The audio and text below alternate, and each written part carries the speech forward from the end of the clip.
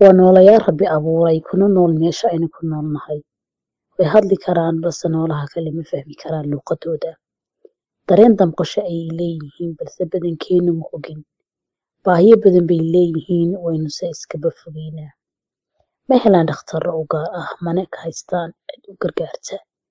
Waxay ku nool yihiin oo badankood laga waayin faras magaalaha. Qaar badan cudur badan baa laayay, qaar badanna gaajo laysay. Qaar badanna gaajo u dhimanayaan, qaar badanna darayaa dilaysa. Qaarkood waxay qabtaan hawl maalmeedka cidina qaban karayn. Waxayna soo saaraan reero dhani waxa ay biishadaan gaar ahaan dameerada. Hadday si xanuunsadaan waa laga dhaqaaqaa dibna looma soo jaleeco. Waxna looma taro. Markay tamar gabaan waa laga tallaabsadaa sida isku jeedka yihiin ay isku fahmaan. Ma awoodaan inay wax istaraan markay xanuunsadaan.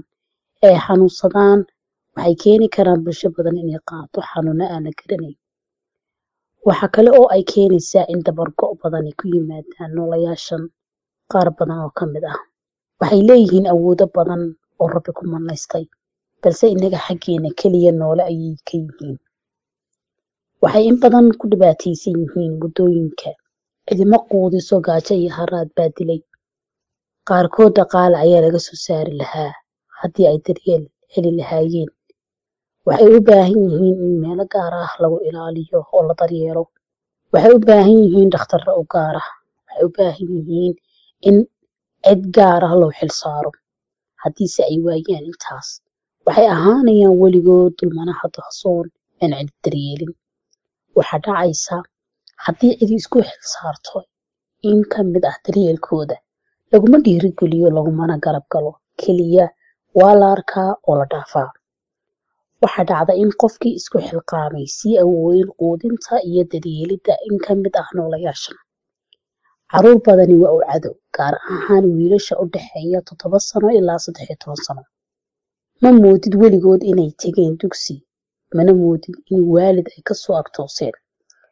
Noolayaashan waxay ku tuuraan dhagaxaan markasta oo indhaha ka arkaan, gaar ahaan eyda iyo bisadaha. Way dhaawacaan dhiig badanna u ka daataa, balse waa looma ooyaan cidina ma dhaydo.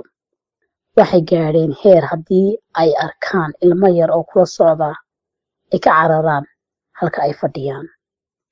Asalaamu calaykum waraxmatullaahi wabarakaatu. Waa walaashiin Faadimo Booni.